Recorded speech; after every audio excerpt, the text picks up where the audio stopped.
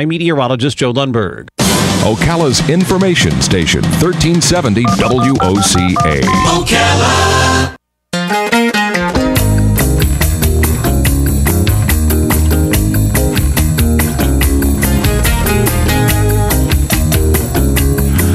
All right, 5 minutes after 9 o'clock. Thank you for tuning in this morning. Robin, this morning we had a fun bit that we did with our listeners and with Galen Newnold from Life South Blood Community Blood Bank.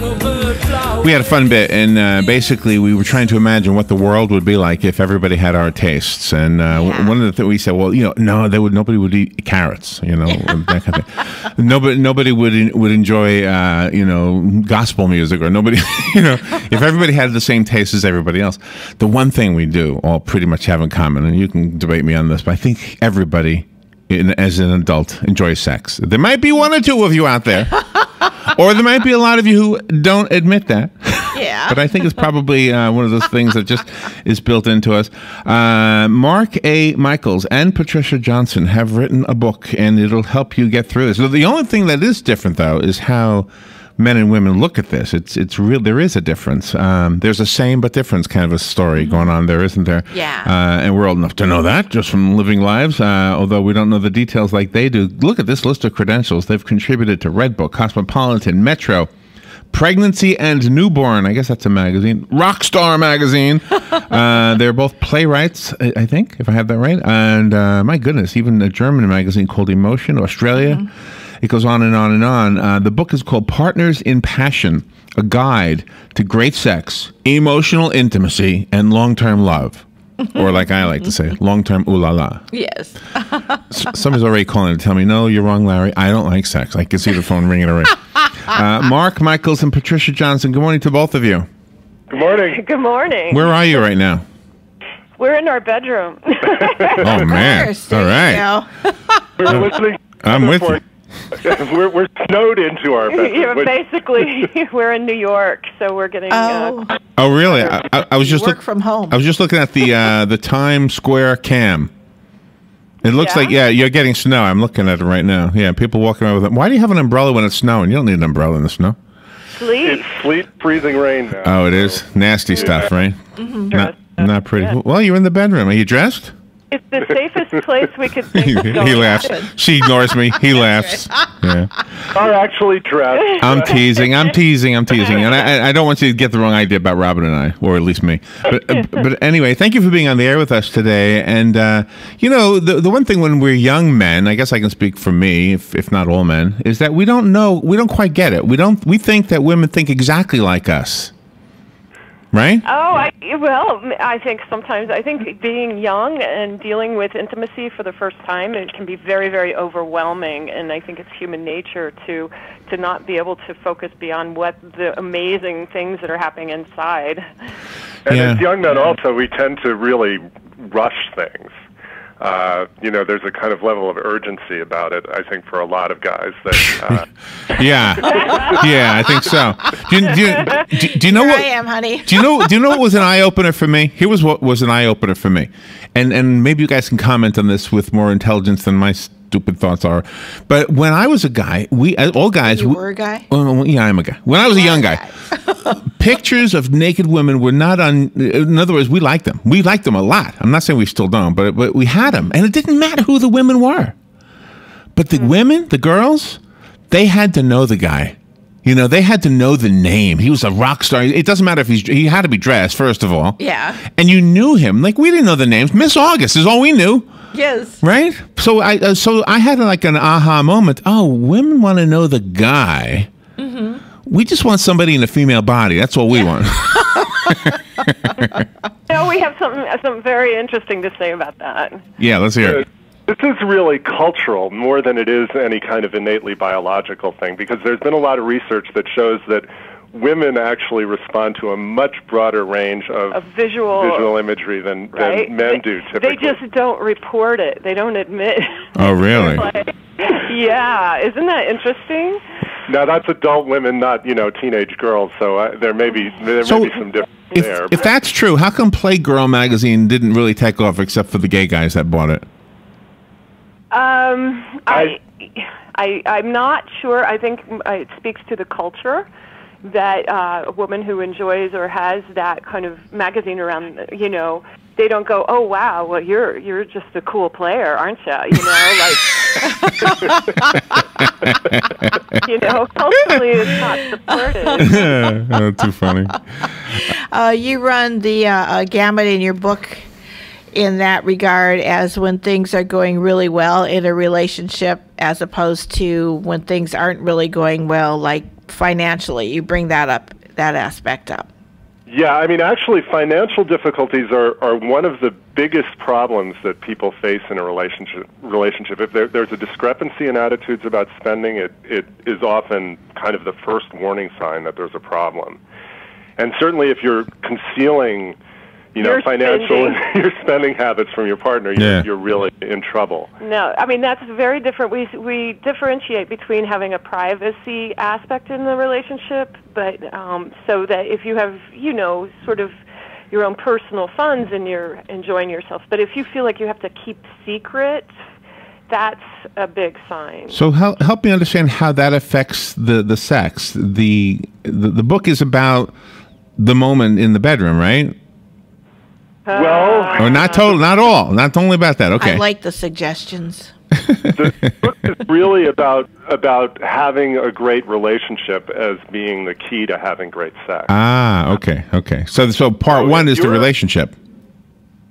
Right.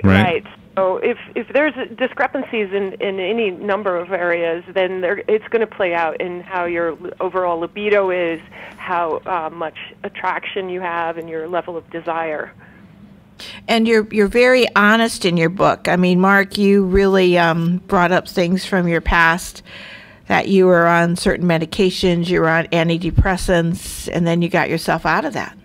Yeah, and that was really through, an experience of experiencing I'm repeating myself. It was about going through a huge process of feeling sexual energy in my body, and then moving into owning myself as a sexual person. So what we encourage people to do is take their definition of sex and see if they can start to expand it, because far too often people have a very, very limited, very mechanical, very anatomically located definition of what sex is. And we find that once people start to expand it and tap into it as a state of being, they experience far more pleasure in life, in every aspect of life. So do we also... Again, go ahead, I'm sorry. Go ahead. There's also research that shows that people who define sex broadly and not just limiting it to the genital act, we call it PIV sex. You can imagine. So they have a much more satisfying sexual life, and we would argue by extension generally a more satisfying life across the board. Let me make sure I mention this real quickly. There's probably a delay between the time you say something and the time we hear you. I'm guessing that because we're speaking over you, and we don't mean to do that, so I just apologize in advance, and I'll blame it on technology. So that explains perhaps why we were doing that a couple of times, and we'll probably continue doing it. I apologize. But I wanted to know something about this. When, is this a social thing, or is this the truth? That the message we get is that men want sex, women want romance. And in a man's life, romance is a small part of it. And in a woman's life, sex is a small part of it. How true is that? Oh, individuals are very, very different along that continuum. You will find people who really reside fully in one or the other perspective. And the reality is that if a woman is really in touch with her sexuality, and typically this is something that actually often increases with age, they have a much greater capacity for pleasure than men do when you really get down to it. And we don't like to create the opposition between men and women. We see it as a continuum, and there's a lot of individual variation. But so when we're talking about this, it's very, very general. Also, romance is very, very tightly related into sexual activity and intimacy, right? So we think of romance as setting the stage for the potential for an erotic encounter. So they're kind of connected as well. But if and there are different ways of... I'm sorry. Stepping on each other again. Go ahead. No, I promise you, it's the delay, I'm sure. But if after an encounter, there was great sex but no romance, the woman feels disappointed. If there was great romance but no sex, the man feels disappointed. It seems like it's true in thinking about it. Am I right? Oh. Yeah, I think so. I mean, you want, an ideal encounter it has equal portions of both of those aspects, a nice environment, nice romantic beginning. I think abrupt endings in sexual activities are probably not so satisfying for some people. So, basking in the afterglow is a really good practice. So, and now you're touching on an important part when people have children, and then they try to squeeze it in, and then you've got that startling revelation: someone's knocking at the door. Right. At least you're mentioning a door being closed. Yeah, right. Locked, and I think there are. We're living in an era in which children have become so central and elevated to such a position in the family life that couples can sometimes neglect the importance of being playfully connected and stable and presenting that deep connection. That is important. So they. Speak to the listener, if you would, Mark and Patricia. Speak to the listener who was in love, got married, they've had a pretty good marriage, but they don't feel that spark anymore. They're hearing you talk about this book. They're thinking, I want to get this book if it's going to help me put that back in, whether it's the man thinking it or the woman. Would the book give them ideas on how to perhaps make that happen? Yeah, absolutely. We have many Partners in Passion. There's many tips for how to either remain connected or reignite the connection. And the simplest tip that we give for starters is to simply gaze into each other's eyes for a couple of minutes a day. Make it a habit. What this does is it establishes an emotional harmony, a feeling of connection, and a baseline. So when you start to lose connection with one another, you can feel it prior to any of those fights that may arise. And it recreates the experience of falling in love, because when you're first falling in love with somebody, you can just go on gazing into their eyes forever. Right. People stop doing that, but there's a feedback loop that's created. So by deliberately gazing into each other's eyes again, you're going to go back and recreate that state that you were in when you first were falling in love. One of the number one mistakes people make is to try to talk their way back into feeling intimate. And you do not fall in love in a state in which your left hemisphere is overactive and you're, being very logic. It's a not logical. It's very emotional state. In doing the research for the book, did you discover something that was new to you? I mean, you guys have this as an area of expertise, but still, did you discover something that you had never known before? Yeah, I mean, there's actually, we did a good deal of research on science for this book, and there's a very popular idea that oxytocin is the bonding hormone, and it's what causes people to fall in love with each other. We were informed by a top neuroscientist that this is a theory at this point and has not been proven. But if you research oxytocin, everybody says it's the love hormone. So how does that? Maybe, but it's not proven. So how does that knowledge help us? Do we buy it at the drugstore? Well, what it helps, it's helpful to know when oxytocin is released in the body and what circumstances, under what circumstances, and that it's released during nursing and it's released post-coitally, post-orgasmically, and it's still a warm, relaxing hormonal experience. It's part of the bonding experience, but not solely responsible. So tapping into that. When you say after sex, it seems like God got that one backwards. That should be before sex, shouldn't it? Well, before and during, there's a whole other range of neurotransmitting chemicals that are activated, dopamine and various other ones. So it's a stimulant effect in the early stages and then a relaxation effect. Oh. Yeah, I watched 2 elephants in the Jacksonville Zoo making a baby elephant, and when the man was done, or the male, he laid down. He took a nap. He took a nap, and I said, "Hey, that's exactly what I do." And and everybody was laughing. I thought, well, am I speaking for myself, or is everybody on this one? No, it's a great relaxer. I mean, it's one of nature's antidepressant and anti-anxiety. How come women don't pass out? Well, how come women don't pass out? It depends on your woman. I mean, it depends. This is yet another fact that we learned in our research, is that females have different nerve distributions in their genital area. So this is why some women experience orgasm from clitoral stimulation or from penetrative stimulation, and sometimes women need a combination of stimulation. We're all different. I love Valentine's Day. In women. So we should all plan to be spontaneous then, because that plan to be spontaneous. That seems to get the better reaction. You know, the one partner can plan to be spontaneous and just go for it.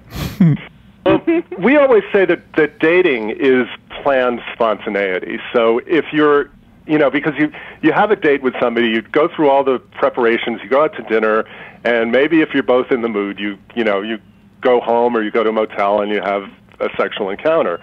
Married couples neglect to plan. And it's through the planning that you can actually make the spontaneous more likely. Mark A. Michaels and Patricia Johnson are our guests. They've written a very well thought out book and lots of great information here, by the way. It's a little titillating in parts. The book is called Partners in Passion, A Guide to Great Sex, Emotional Intimacy, and Long-Term Love. I want to bring up something I saw Jerry Seinfeld talk about in a stand-up routine he did. He was talking about women faking it. And he said, women fake it, and I don't care. He said, if that's what you need to do, go for it. You do it. I'll do what I need to do. You need to. So what is your response to that? What is your response to that? Well, there's a couple of thoughts. One is to fake it until you make it. I think that's a great learning tool into tapping into new orgasmic type experiences. To fake that experience can help you connect into it. And actually, I mean, we've participated in research on the brain and orgasm, and a lot of the research in the fMRI machines is showing that if you think about it, the same brain area lights up as if you're actually having one. So there's a basis for faking it until you make it. What was the machine? On the other hand, if you're faking it just to manipulate. We don't encourage. That's not great relationship skills, to manipulate and lie to your partner and deceive them. That's not. Yeah, but if it's important for him to make her feel good, and it's just not happening, and she said, you know what, we've been doing this 20 minutes already, so she get it over with. Is that what she's saying? So he feels good, she feels good. They go to bed, and everybody's happy. Well, yeah, absolutely. If everybody's happy, what we do though is outline steps in helping couples actually have detailed discussions about their sexual encounters, so she can start to guide him to ways that do please her. It's not useful to keep on doing something that one partner does not find pleasurable. It's, find the common ground and grow from there. That's what we encourage. You talk about the emotional part. You talk about the relationship part. It seems like this book would be for all sexual persuasions then, because emotion and relationship is involved in everything. Absolutely, and we have representations of all the whole gamut. We really, although we're a heterosexual couple, we really want and made an effort to be inclusive of all expressions in the book. There's a page called Pervertibles, Do-It-Yourself Sex Toys, and the first one. The first one, Robin, is bamboo skewers. Yeah.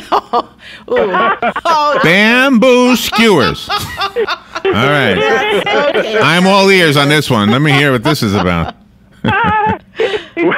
Well, we're not advocating using bamboo skewers to do any piercings or anything like that. But there are all kinds of sensations that you can achieve with a simple bamboo skewer. Right. If you blindfold your partner, you can use the end and just tap lightly along your partner. You could take the tip and draw just a nice little a light scratch, like with as if it were a fingernail. It's a difference. Just hope she's not peeking. She'll see that skewer and go, "Oh my God, what are you doing?" Yeah, they do draw blood when you're sticking fruit. Oh, let that's me too tell funny. ya. Well, you could set up all these pervertibles on the table and then blindfold your partner and imagine what kind of state of curiosity, excitement, and a little bit scared she might be or he might be, and you can have a lot of fun. So- It makes it an adventure. I'm really kind of left out of this because I've never even used a blindfold, let alone a skewer.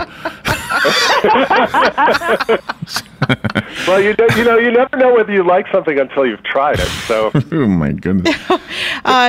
You talk about the difference between a sex surrogate and a sex therapist. I mean, a person has to be very open-minded. Well, I to guess so. Go to either one, I would think. Well, they always work in conjunction. So a sex surrogate is a true one will be working with a therapist. So there's a lot of oversight and a lot of guidance. So if somebody says they're a sex surrogate and they're not working with a therapist, then you're dealing with another professional. Yeah. Yeah, we were talking There you about go. them this morning. In Amsterdam. It happens every February. I don't know why these stories come up a lot. They're having a museum over there. I want to be sure that we're fair to the book because, in honesty, the book is really It's a wonderful. great guide to any loving couple that just wants to have. One of the reasons you're married is to have that moment, right? And Yeah. so this is going to help you a lot. The book is called Partners in Passion, a guide to great sex, emotional intimacy, and long-term love. And we're not done yet, but I want to make sure we get the information out so people can get the book. And Mark or Patricia, could you tell us, is there a website? Our website is www.michaelsandjohnson.com. and the book is also available now through any of the usual outlets, Amazon or your local bookstore.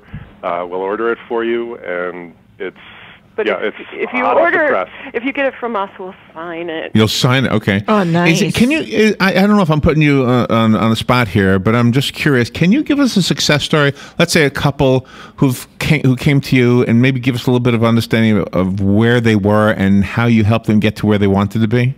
Yeah, we have many wonderful stories, but one that was really poignant is a couple that came to us. They'd been together over 25 years and really found every time they were having a sexual encounter, it resulted almost in a bickering or a very disappointing experience, and it was really eroding their relationship.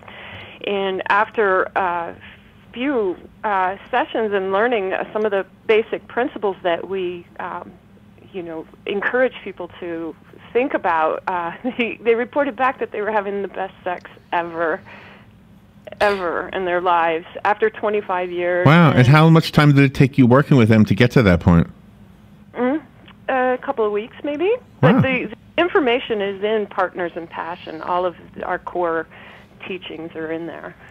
And I think what we encounter a lot with couples is that when we're doing more, a lot of our teaching is in a workshop setting and it's a one-off thing. But if we're working over time with a couple, what we find is they often say to us, we never talk about sex when we're at home, but when we come to you, we feel able to talk about it. And so one of the things that's so rewarding about what we do is that it gives people an opportunity to have this dialogue that they can't have without our help. So, Can you help the single individual, the man or the woman who was raped as a young girl or a young boy, get into a healthy sexual relationship?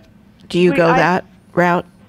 We are not professionals in that. I would advise someone to seek out a psychotherapist or someone who's highly trained in dealing with those kind of traumas. But then again, these practices help people sort of leave the past behind and hook into the present moment with their beloved. So if a trauma keeps on rearing its head when you're starting to make love, that's your past still kind of sticking into your present mind state.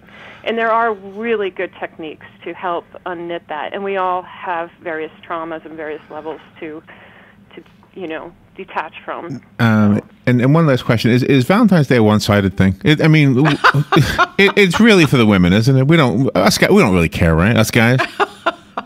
I think guys really want attention and appreciation just as much as women do. The way that they may take it in can often differ. But bottom line is, men, women alike, we really want to be cared for and cared about.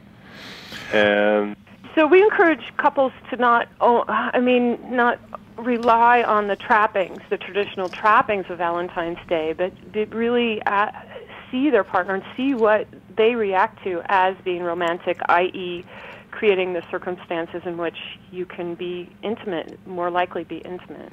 Mark and Patricia, thank you so much for being on the air with us today. Fun topic, and I hope we weren't too goofy for you. Mark, no, not at all. Thank absolutely. you. We want Mark Michaels people to be more goofy.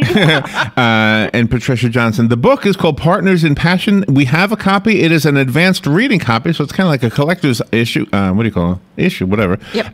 It's big. It's a gigantic book. So if you want the one that they provided us with, you're welcome to it. Call me if you want it. We'll put your name on it and leave it for you here.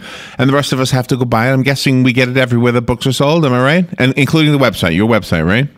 Yeah. Exactly. Okay. Is that you on the cover? I was going to ask that too. Is that you guys? Sorry. No, it isn't. No. Do you have a heater in your apartment? Can you get out of the bedroom, or are you stuck? He is working. Yeah. Mark and Patricia, thank you so much for being on the air with us today, and happy Valentine's Day. Yes, Thanks, you too. All right, we'll take a little break and be right back.